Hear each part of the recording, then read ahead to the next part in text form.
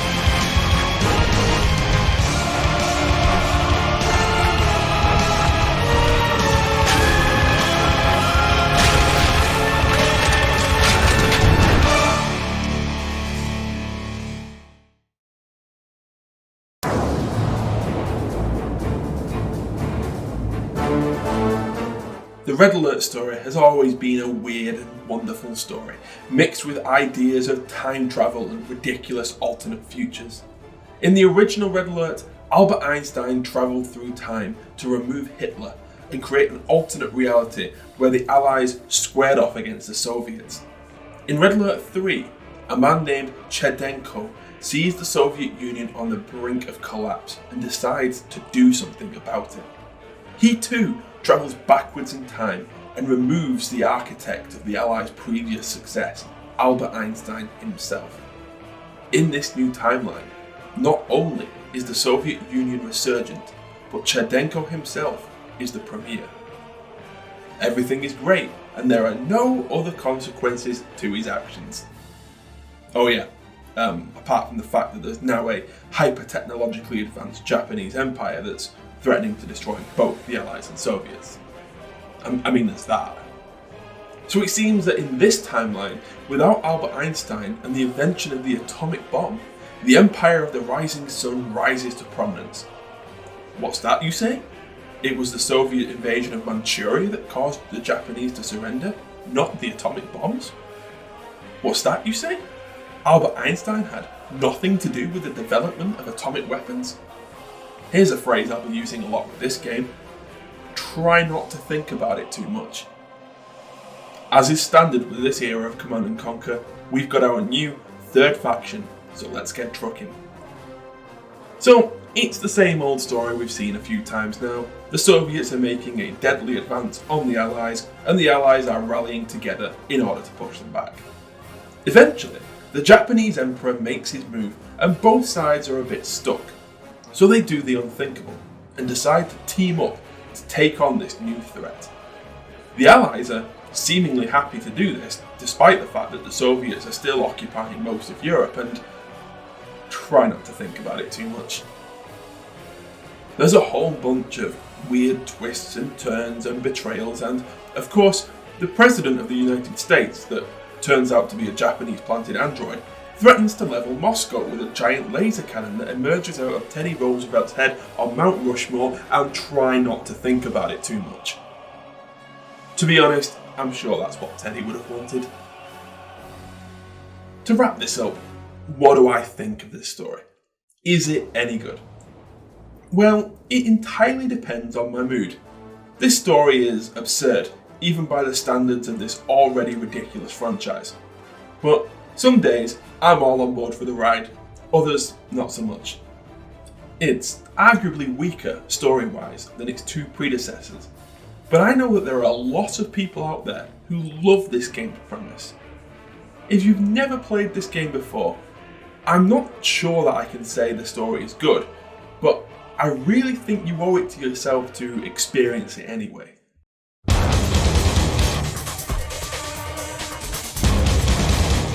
The premise was difficult to decide on which side I came down on. Do I like the ridiculousness, or does it go too far? The gameplay, however, is less difficult to decide upon. Simply put, it's bad. The Command and Conquer basics are the same that we've covered before, but nearly all the changes in the gameplay are to this game's detriment. To start simply, the unit upgrade system that I really enjoyed in Generals and CNC3 has been stripped entirely. Also, the General's powers are still there, but in Red Alert 3, I find them all to be a bit superfluous with no real advantage given. The Soviet orbital dump, wherein satellites are pulled from orbit to crash down on a chosen target, 1, makes no sense, and 2, even fully upgraded, might allow you to knock out a power plant or something. What's worse is you can't target any of the powers where there is the fog of war. So you can't take a shot at the enemy base unless you have troops there already attacking it. But those two are small issues, and taken alone it wouldn't ruin my experience. However, there are 3 major gameplay changes that for me do ruin Red Alert 3 as a gameplay experience. Number 1 is resource collection. Instead of finding ore in ore fields, we find them in ore mines, resource-rich structures dotted around the map. This is admittedly similar to Generals in some ways, but unlike Generals, in Red Alert 3 you simply construct a new ore refinery at every ore mine on the map, and the harvester just goes back and forth every couple of seconds. One tactical aspect of previous games was the risk and reward of allowing your harvesters to venture further out. If you were low on money, you had to run the risk that your harvester would be attacked far from support if you needed the money badly enough. Conversely, if you are in control of the right areas, then you can attempt to disrupt the enemy's supplies by attacking their harvesters. In Red Alert 3, that's gone, and I'm not entirely certain why. It's boring and it's overly simplistic, and it just screams of laziness on the developer's part. The second issue is the idea of co-op campaigns. Now, don't get me wrong, I'm not adverse to a co-op campaign when they are in addition to the main game. But when you have no choice in the matter, it's incredibly frustrating. Multiplayer can add another level to certain games, but of all the genres out there, real-time strategy campaigns are largely a single-player experience, and for good reason. Now, of course, you don't have to play Red Alert 3 online with another actual human being, but the levels are designed in such a way that you should be. If you don't have any mates to play with, you are given an AI co-commander. These AI pals given to you on each level can range from being suicidally incompetent to god-tier behemoths that will complete the mission for you if left to their own devices, relieving you of the pesky task of having to, actually play the game. I'm not really a fan of this weird, forced co-op style levels throughout the game, and it gets grating. The last major change is perhaps the one I hate the most. I once said that I enjoyed Red Alert's addition of naval combat, as it added an extra layer to the tactical aspect of the game. Red Alert 3 kinda does away with that. No, they didn't remove naval combat from the game. They kinda did the other thing. There is now a large contingent of amphibious warfare in Red Alert 3, to the extent that even buildings can now be built at sea, defying all logic and laws of physics. The buildings appear to have a kind of flotation device to allow them to be built at sea. but I'm not sure the ocean is the best place for a nuclear power plant. Logic gaps aside, the amphibious warfare takes away a certain tactical element. In previous Red Alert titles, there was an advantage to controlling the air, land and sea, as it allowed you to support one with the other. But what's the point of it if my tanks are actually hovercrafts, or if my ships can sprout legs and walk on land? No, seriously, that happens. Try not to think about it. There's no tactical advantage conferred by any of it. Red Alert 3 often feels like just a big meat grinder with no tactical element to any of it. All that said, Red Alert 3 is still a command and conquer game, and all the basic gameplay elements that we know and love are still there. Red Alert 3 is not a bad game when considered in a vacuum, but when you put it in the context of the legacy that precedes it, it does fall short. Simply put, it has all been done better before.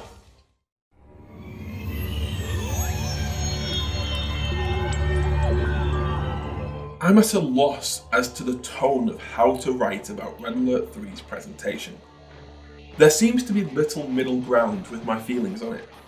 Some aspect of Red Alert's presentation I absolutely adore, and I think it's worth checking this game out purely for those aspects. There are other aspects that I hate. I'd like to finish on somewhat of a positive note, so let's start with the crap stuff. Firstly, the graphics. Oh boy, are they bad. I talked about the first two Red Alert games by discussing how they had a somewhat dark tone underlying the ridiculousness of the plot. Red Alert 3 does not have a somewhat dark tone. It is all ludicrously cartoonish, and that assessment definitely applies to the graphics. I don't know what made them go with this goofy art style, but I really hate it. It's not just the silly, cartoonish graphics, but the unit designs and animations themselves are lackluster. I want to take the Soviet Dreadnought as an example. Look at the way that, in Red Alert 2, it is a huge behemoth of a vessel. The two missiles lifting up on their launch pads before lumbering into the air and striking home with devastating force. Now, compare that to the Dreadnought of Red Alert 3. A small, weak design with missiles barely visible without the smoke trail they leave, just appearing out of two tiny ports on the ship's sides. And the Dreadnoughts aren't the only one. A mixture of both poor sound and visual designs means that many of Red Alert 3's ordnance lacks impact. The Tesla coils and prism towers, both base defences that, in Red Alert 2, felt powerful and destructive. They now just feel limp and lifeless. There's no oomph to anything. Yes, the cartoonish graphics give Red Alert 3 a sense of colour and wonderment, but they take away the visceral and destructive feeling of combat from this game. Further to this is the use of music. Now, the music I've included in this review from the soundtrack is actually pretty good. Like with all things in this game, Hell March 3 is the poor cousin of the two that preceded it, but it's still a bop. So, what's the problem? Well, the problem is that they don't actually use any of this music in-game. They are used in menus and as celebratory music when you finish a mission, but not during the actual levels themselves.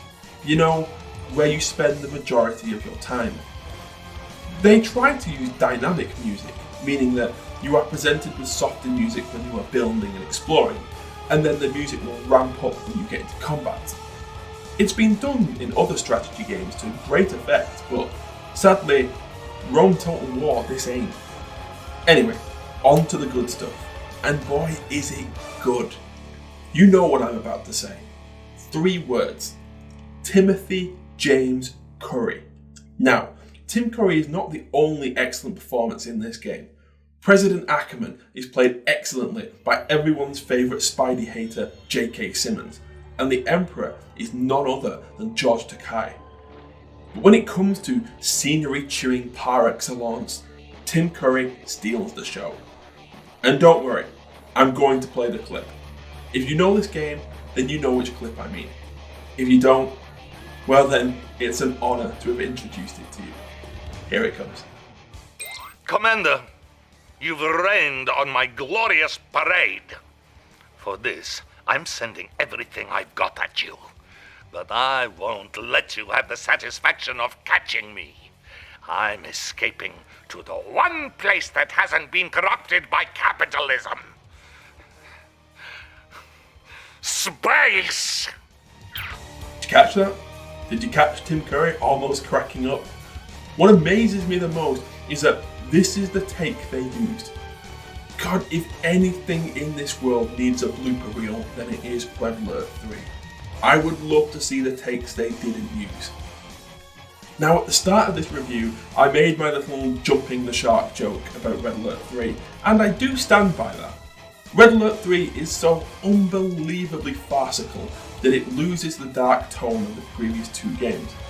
But if anyone is going to take that concept and run with it, then it is Tim Curry. His performance, alongside many of the others in this game, is undoubtedly the strongest part of this game. Hell, let's be honest, the memeability of this game is what has kept it relevant in the last 12 years since its release. This game is worth the slog through some of the game's more tedious levels, if just to get to the next cutscene. I don't know if I can say that these are my favourite cutscenes of the franchise, because, like I've said, they are utterly stupid at times. But I will say this, there isn't a game I've played, ever, that has been carried by its presentation like Red Alert 3.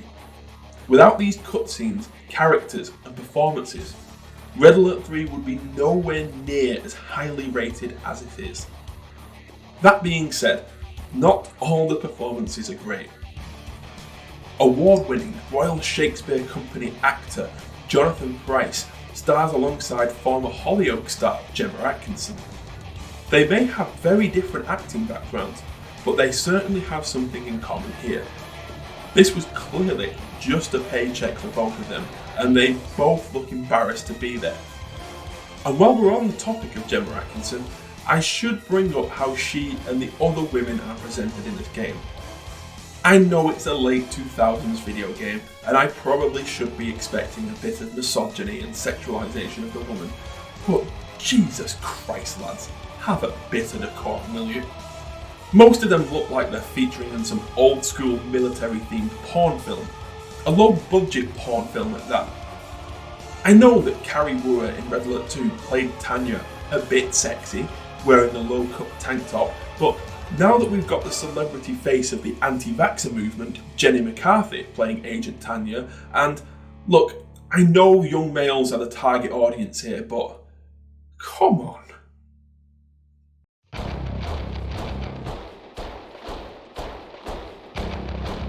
So, how to rate Red Alert 3? Good God, how do I possibly put a score on a game like this?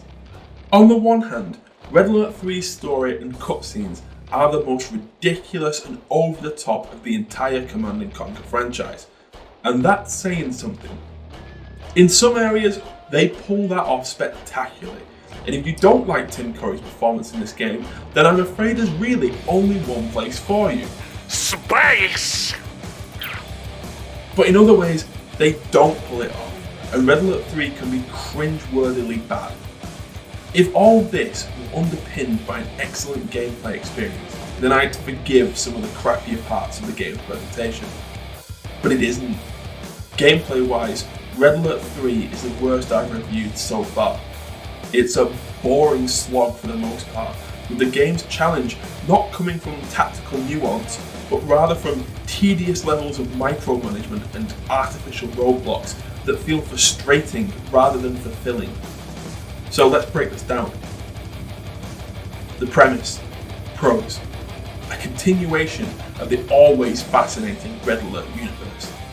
The cons, Red Alert 3 loses its dark tone and veers into farcical territory.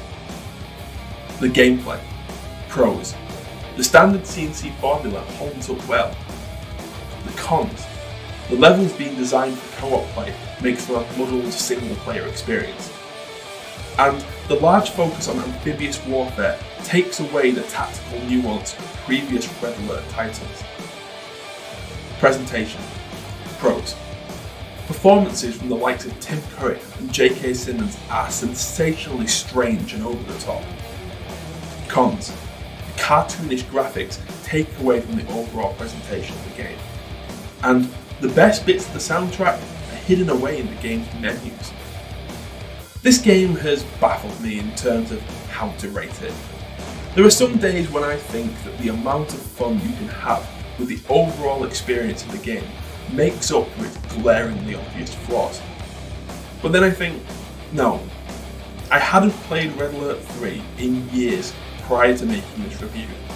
And to be honest, I have no strong desire to play it anymore after I finish capturing gameplay footage for this video.